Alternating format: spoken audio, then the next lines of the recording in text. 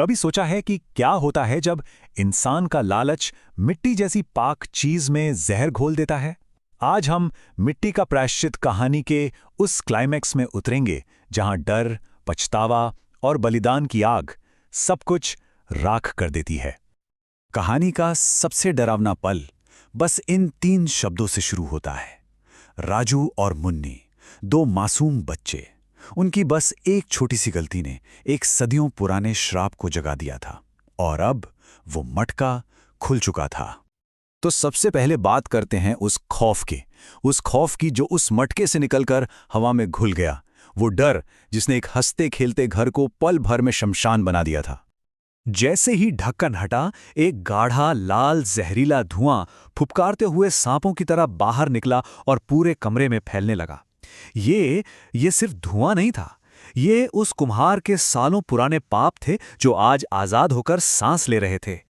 जरा महसूस कीजिए उस कमरे का माहौल। पल भर पहले जहां बच्चों की खिलखिलाहट थी, अब वहां मौत की खामोशी थी। हवा इतनी भारी और ठंडी हो गई थी जैसे दम घुट रहा हो। वो लाल जहर बच्चों की सांसों में उतर रहा था और वो दोनों बस एक दूसरे से चिपक कर कांप रहे थे, बेबस। पर यह कहानी सिर्फ उस डर की नहीं है, ये कहानी उस इंसान की है जिसने इस डर को अपने हाथों से बनाया था। अब कहानी का फोकस चंदू कुम्हार पर आता है। और तभी झोपड़ी का दरवाजा जोर से खुलता है और चंदू हांफता हुआ अंदर आता है। शायद वो बच्चों को बचाने आया था, पर सामने जो मंजर था उसे देखकर उसके पैरों तले जमीन खिसक गई। वहां कोई भूत प्रेत नहीं था, वहां तो उसके अपने लालच का नतीजा था। 2 मासूम बच्चे मौत के मुंह में जा रहे थे। और यही कहानी का दिल धड़कता है। ये वही चंदू था जिसने कुछ सिक्कों के लालच में जहरीले मटके को बनाया था, पर आज उन बच्चों को मरता देख उसे एहसास हुआ कि जिस सोने के लिए उसने ये पाप किया वो तो मिट्टी से भी बदतर है। उसकी आंखों में अब डर नहीं था, सिर्फ और सिर्फ पछतावे के आंसू थे। लेकिन आंसुओं से हर पाप नहीं धुलता।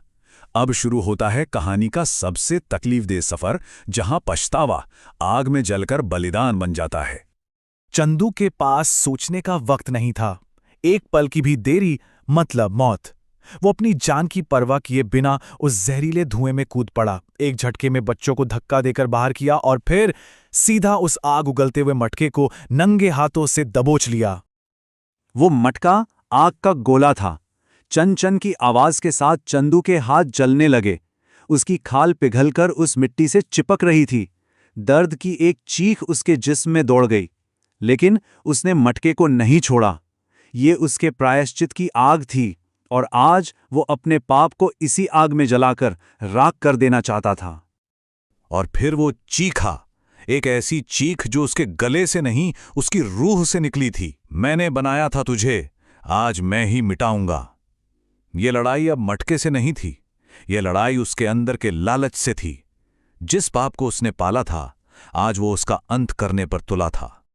कहते हैं ना कि जब पछतावा सच्चा हो तो पत्थर भी पिघल जाते हैं। तो चलिए देखते हैं कि इस बलिदान की आग से क्या पैदा हुआ।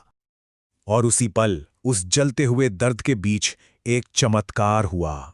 चंदू के सच्चे पछतावे के आंसू टप टप उस धधकती हुई मिट्टी पर गिरे। और यही तो कहानी का असली मतलब है।